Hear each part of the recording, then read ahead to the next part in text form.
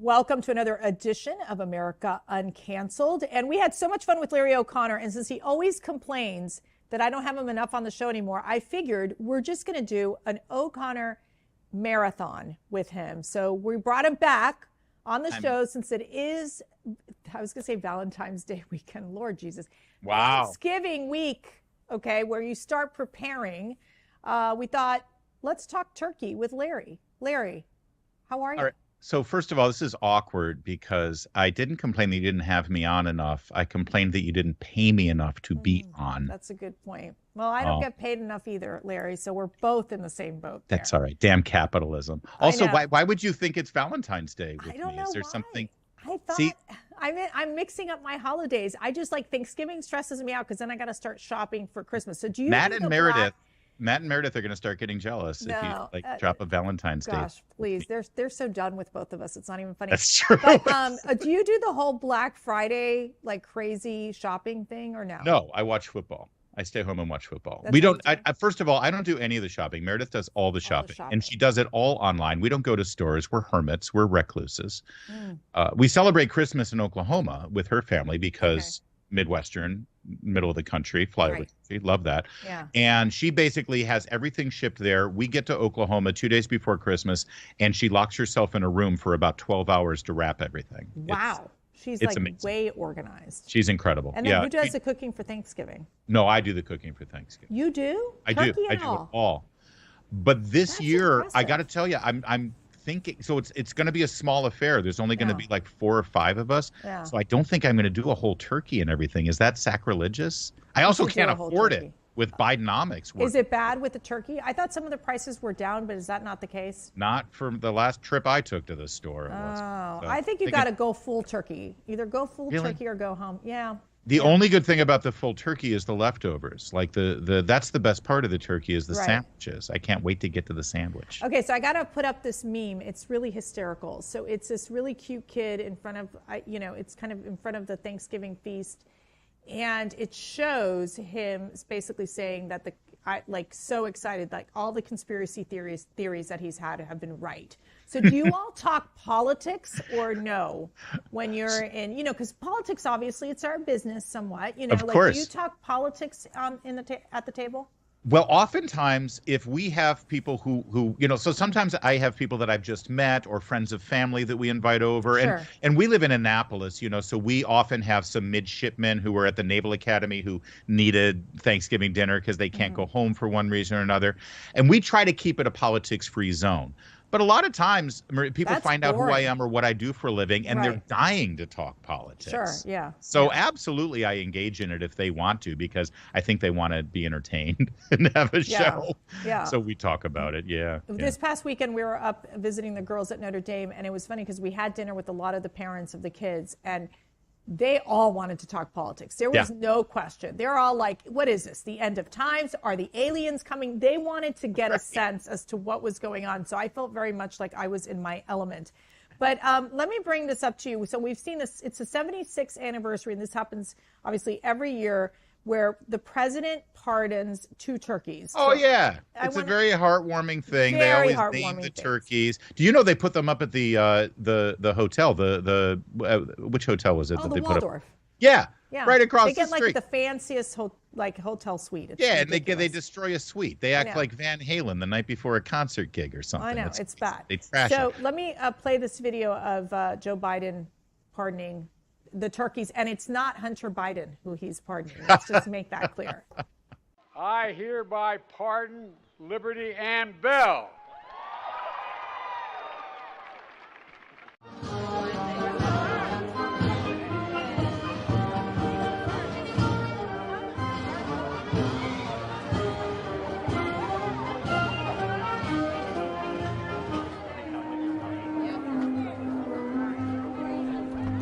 So there, you don't know who the turkey is, right? I think the turkeys, they have more brain cells than the president. And that was Liberty and Bell who got pardoned.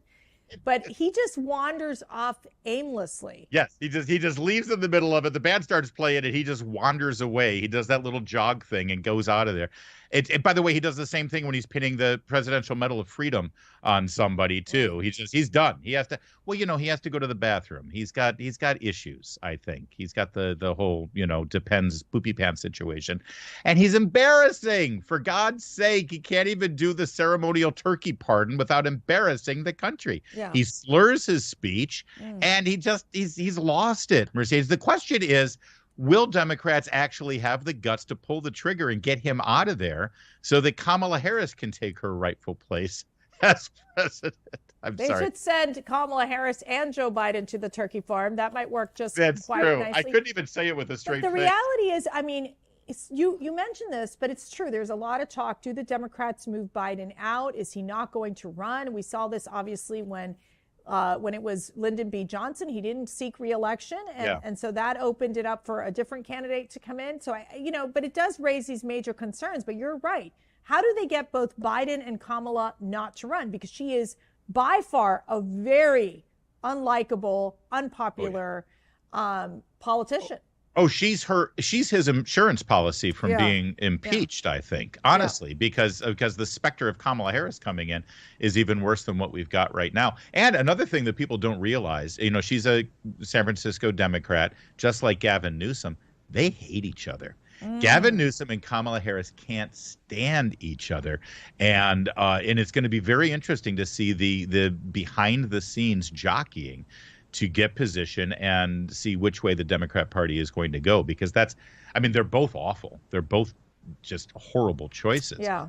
But Kamala Harris represents the, check your boxes for intersectionality. She's a woman.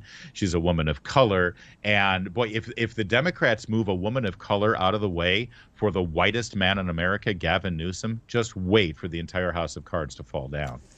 Yeah, but it looks like the Democrats, they'll figure out a way to do that. But you're right. I mean, does Hillary Clinton make a comeback at some point? Well, good Lord, I'm sorry. My life just flashed before my eyes by bringing that specter in front of us. The smart money's on Michelle Obama coming in to see. Oh, yeah.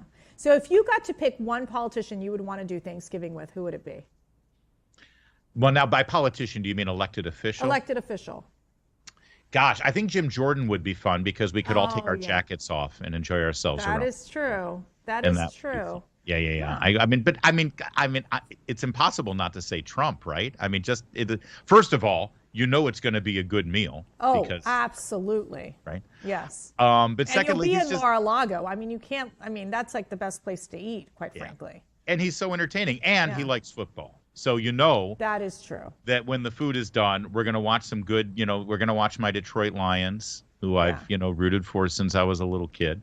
Yeah. And so that I guess it's got to be Trump, right? Can you swing me that invite? Yeah, let's try. Let's try to do that. But let me ask you this. So what are the do's and don'ts? Like when it comes to Thanksgiving etiquette, what would you recommend if you're like these politically charged people? You've been right on everything dealing with Biden, but then your crazy liberal aunt who voted for Biden is sitting right next to you. How do you bring up these very delicate conversations? Oh, I wouldn't bring them up. I'd wait for her to bring them up and then just sort of ask her how much she's enjoying, how much she pays for gas, whether she's enjoying not being able to find things at the grocery store. Ask her about all of the people who have died because of COVID-19, a couple of reminders about how bad things are. Ask her if she's enjoying the inflation problems that we're having in this country. Oh, and about the fact that there are wars now bubbling up everywhere around the world because we have a feckless national security apparatus. Just ask her questions. I love interviewing people. Yeah, that's true. So you don't bring it out. If she wants to raise politics, say, all right, Auntie, I didn't want to go there, but sure, I've got a few questions for you. Are you enjoying this? Tell me, please, how great is it? And are you enjoying all of that for the sake of not having any mean tweets that made you feel bad about yourself? Exactly. I think my requirement is if you didn't vote for Donald Trump, then don't come to dinner. That's really where I'm going to go. Yeah, I'm all about keeping it. I like to mix it up. I know you do. But hey, I do want to bring something up we didn't have a chance to talk about. We saw this incredible win in Argentina with Javier Milei. Yeah. Someone who I have to say, I got to meet him at CPAC Mexico. He was then just a presidential candidate. People didn't really know about him. He gave this incredibly entertaining a smart speech because he has like an economics background. He was an economics professor, but kind of a media sensation. They're calling him the Trump of Argentina, make Argentina great again. He was wearing this hat. I mean, the guy is like, it's just so interesting. What's your take on that? Well, first of all, he's a radio talk show host too. Oh, that's interesting. Are you don't look at me. Say, I'm Larry, thinking you're Mark Levin, actually. At some time? No, it's about Mark Levin. He's the only one who can do it, and I'm ready to vote for him. Yeah. I'm sure you saw the video of what he promised to do should he become president of Argentina, which he has.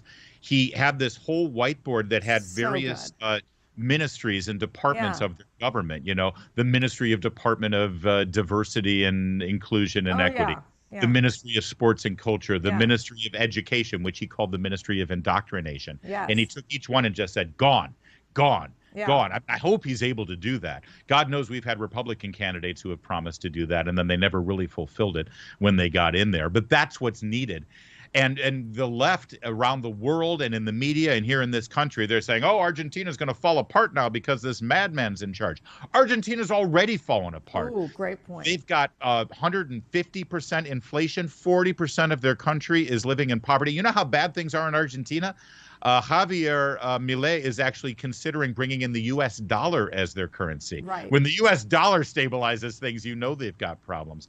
But I think, Mercedes, we're going to look at this and say, oh, you say Brexit in Spanish as Javier, because you'll remember in 2016, Brexit was sort of the precursor to the Trump revolution. Right. And this may very well be that bellwether. This is that thing that shows where the climate is around the world and here in America. It's time for change.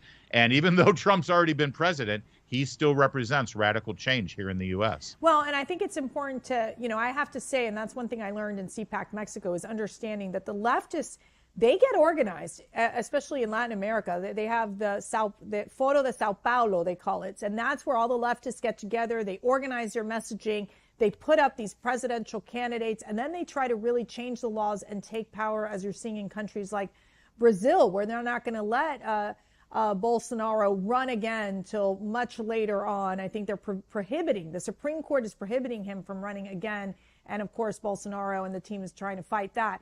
So I do have to say, when we did CPAC Mexico, it was definitely just amazing to watch all these potential presidential candidates come together. It was the first time there was this effort in terms of a coordinated response on the right. And so we really think that has been forceful in these Latin American countries. And, I think that's an important place to go. We need to learn, we on the right need to learn to get as organized as the left is. People used to make fun of Barack Obama as a community organizer, but community organizing actually can be effective when it comes to winning elections. But what you just described there, what the left has done in Latin America in terms of changing laws and pushing through provisions that keep their political opponents from running against them, sounds like what's going on in Washington, D.C. right now in trying to keep Donald Trump from running for president. We saw in Michigan and in Minnesota and Colorado where they tried to use the trumped up charges against him, the political charges against him, from being able to be on the ballot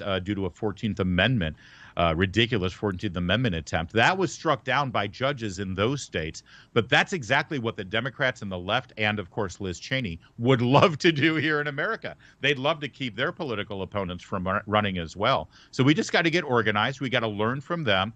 And there's one other thing that helped Javier Milei in Argentina. Did you know that the entire election is done on paper ballots, Mercedes? Yes. And they knew the results within about an hour or an hour and a half of election polls closing. That's remarkable. Why can't we do that here?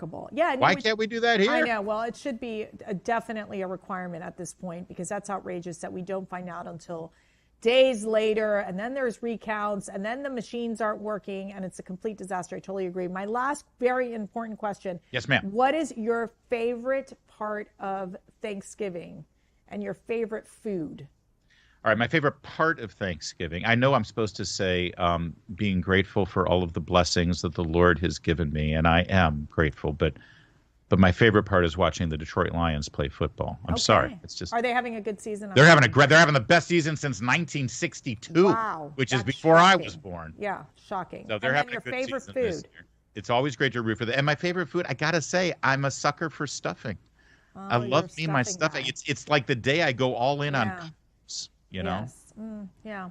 And then I go run 6 miles the next day to sort of. Because you're so You got to do your 10K miles. turkey trot, Mercy. That's what you got to do. No, I need a nap is what I need. Okay, like I cook a lot and then I entertain a lot and then I need a nap. So and then you and Matt spoon, right? You just That's just like too much information. TMI, Larry. TMI. Good. You're America's sweethearts. Everybody wants to know how you take a nap together. Oh gosh. Oh my gosh.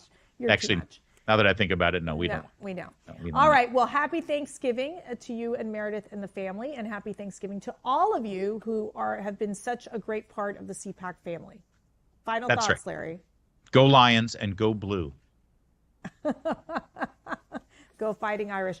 All right. Thank you all so much. Thank you, Larry O'Connor. Remember, you can always catch us.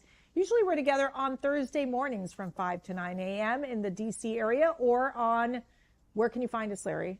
WMAL.com. That's the radio station in Washington, D.C. that Mercedes and I are on together on Thursday mornings, usually. Yes. And find me at Town Hall, townhall.com. I do daily videos every single day there across all of our social media platforms and our Town Hall sites. That's Town Hall and Hot Air and PJ Media and Twitchy and Bearing Arms. All right. And CPAC. Oh, and Red State. Yes. And CPAC. And don't forget to get your CPAC tickets. We've got an early special right now, $95 for your tickets for 4 days. So remember to go to cpac.org, sign up for CPAC February 21st through the 24th. We're going to have the best speakers, including Larry O'Connor, joining us here in D.C. Thank you all, and God bless.